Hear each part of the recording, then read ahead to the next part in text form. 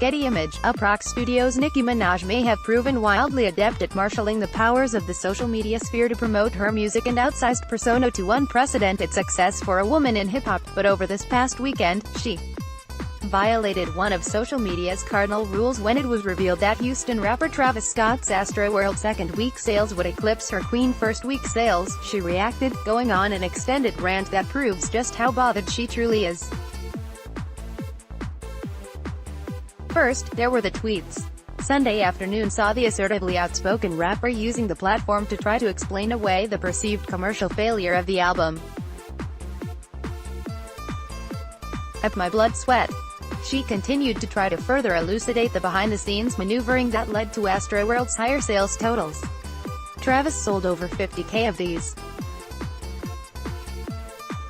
with no requirement of redeeming the album, with no dates for a tour, etc. "I spoke to him. He knows he doesn't have the. I love my fans for the. With no requirement of redeeming the album, with no dates for a tour, etc. I spoke to him. He knows he doesn't have the no. One album this week." She bolstered her arguments with comparisons to other big-name releases that have dropped in recent months. "I looked at the numbers the Carters, Kanye, Nas, etc. recently did. Travis sold 200,000 in his first week off clothes alone. I spoke to him last night. Billboard says they'll change the rules cause of this, so it should be changed now. I looked at the numbers the Carters, Kanye, Nas, etc. recently did. Travis sold 200,000 in his first week of clothes alone. I spoke to him last night. Billboard says they'll change the rules cause of this, so it should be changed now."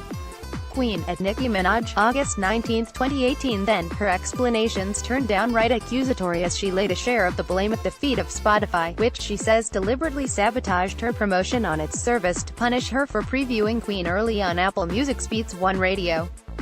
"Spotify had to teach me a lesson, but rewarded the man who has had an Apple radio show the longest," she raged. "They took away my promotion they had promised for the first couple days because of this. I put my blood sweat. Lol. I'm actually laughing." Queen, at Nicki Minaj, August 19, 2018. She concluded her tirade by retweeting supportive messages from her staunch Barb's fanbase, which has served as her loyal attack team as much as a listener base. While they were quick to buy into her conspiracy theories as fact, others were much more skeptical, however, wondering why Nicki felt the need to cop such pleas in the first place. After all, number 2 is nothing to be ashamed of. Billboard reports that Queen racked up 185,000 equivalent album units earned. 78,000 of those were traditional album sales. That's nothing to shake a stick at. Nicki has still outsold a number of other artists in the hip-hop arena, including the aforementioned Nas, a certified rap legend. She also had the second largest week for an album by a female artist in 2018, right after Cardi B, whose Invasion of Privacy completed its first week with 255,000 units in April.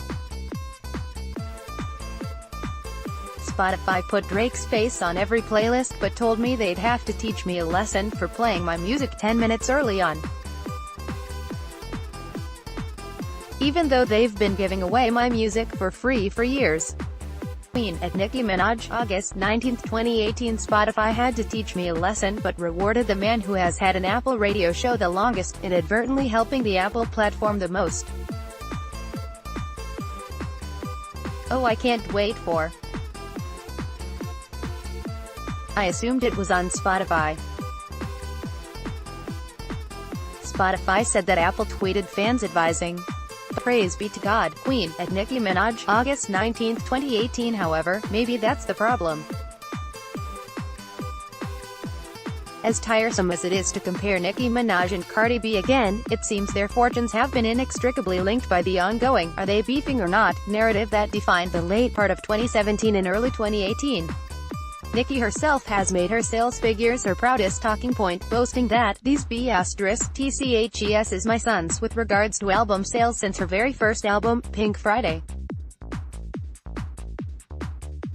They're a fixture of any number of interviews about her never-before-seen level of success as a woman rapper.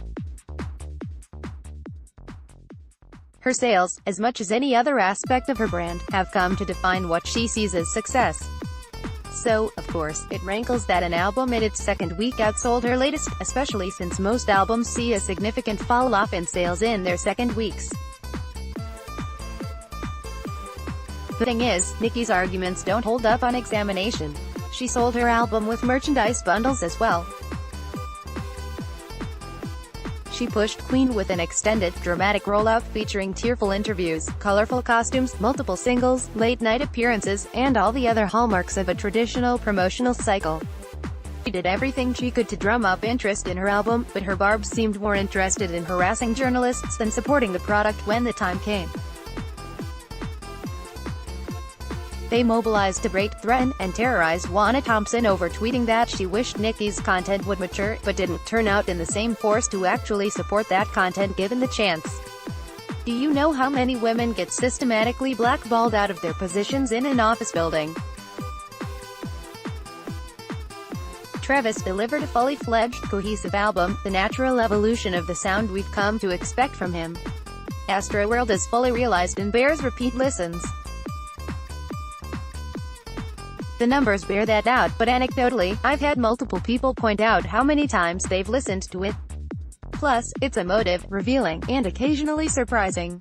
Queen sounds like a Nicki Minaj album, yes, but not one she's put thought into or worked hard on. She may have, but it doesn't sound like it. It really is so strange to hear someone rapping like it's 2013.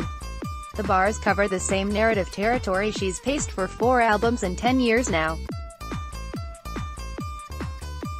They may be some of her gulliest in a while, with nary an EDM blow-up to unsettle the pacing, but they're still upstaged by treacly pop and a lethargic approach to production.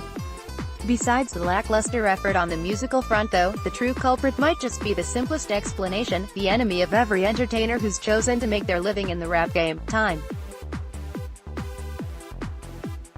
Over time, tastes evolve. Fans grow up. New fans with new aesthetic sensibilities take their place. Today's rap fans don't exactly favor hyper-lyrical boom-bap, and on Queen, Nicki is as close as she's ever come to that style, right down to her Biggie Smalls remix, Barbie Dreams. Furthermore, as social media's gotcha style aversion to bullying and scandal has grown, Nicki's use of an attack squadron of bullying cronies has likely turned off many would-be listeners, as has her recent collaboration with controversy magnate Tekashi 69, whose legal troubles all too closely mirror those of Nicki's brother, who was convicted of raping an underage girl. While Tekashi's transgression was by no means on the same scale, finding nuance on Twitter is like squeezing blood from a stone. Between the rumors and Nicki's persistent proxy pestering of anyone who dares criticize her, supporting her seems like a bad bet to many of her former fans and supporters. People are calling me thinking I'm huffing. Throwing kisses, who's coming to the secret show? When people call me, loosen up, cold sweat smile, Queen, at Nicki Minaj, August 19, 2018. Nicki does have one point: it's very suspect that, of all the artists to collaborate with Tekashi, only Nicki has been called out on this scale. Like nearly every woman in hip-hop before her, she's judged by a double standard, and that's wrong. She shouldn't have to pay for her brother's actions or those of her collaborators or even those of her fans, but she does have to answer for her own. She is often the catalyst in the barbs attacks. She chose to make her album promo about practically everything but the music, then make the music about none of the intriguing life events many of her fans wanted insight into. Nicki made herself the bad guy in a musical landscape that has turned on hip-hop heels and wants to see heroes flourish. She is the one who hyped up sales as the be-all, end-all, and as much as she protests that this is sarcasm, dry humor, it's hard to believe her when she's made the same complaints across multiple platforms for hours at a time. As the queen of online provocation, Nicki has fallen into a trap she should know to avoid. Overreacting online is never a good look. Queen is out now via Young Money, Cash Money Records. Get it here.